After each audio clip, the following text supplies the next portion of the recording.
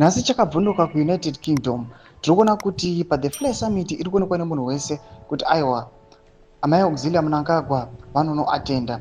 Panguva ino kwoitawo maprotest aschedulwa for nhasi vachinzi we want to block, we want to show down amai Auxiliary Mnangagwa kuti aiwa these guys vari kuuya vachikonzeresa chaos munyika yeZimbabwe. Vangauya zvavo vachieducata vamwe vana madzimai kuti vavadzidzise pamusoro aiwa pekurespekta human rights nekuita zvakasiyana-siyana zvinoita kuti the girl child akwanise kuva motivated and encouraged. Tisarambira mashoko abudanyuko pana apo subscribe or like or on the bell icon. Tuna pendo yatotenda chigambiko amudanyura chiti tomorrow meaning today I will be joining my fellow Zimbabwean brothers and sisters in challenging Auxiliary Mnangagwa, the face of corruption, looting, nepotism in Zimbabwe at the Leonardo Royal Hotel. Each generation has its struggles and stewards.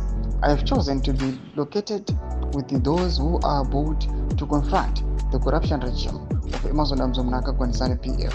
Tomba shikwana mudanyuko panapa tubira pane mumwe zvekare wamuri kuona akanzi Dickson Chippizo anopindawo achinyora achiti tomorrow meaning today 17 June 2025 from 10 a.m. to 4 p.m. let us all come and stop Auxiliary Mnangagwa from attending the Flare Summit at the Leonardo Royal Hotel.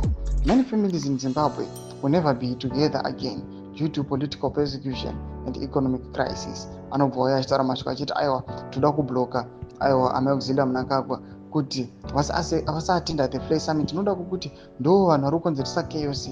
Dzimba dzizhinji aiwa dziri kuparadzwa, tikuona kuti vanhu vari kuparara, human rights ari kuvhioletewa, corruption yakanyanyisa. Achitaura mashoko achiti aiwa why are they attending yet they cannot resolve their issues.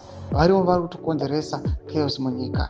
Mashoko ari kubuda panguva inoi tiona kuti aiwa amai Auxiliary Mnangagwa onetswa chimoto. Mbopinai comment section medu kuti mafuro enyu kuti pamusoro pechiitiko ichi. Tona subscribe or like, chitona on the bell icon.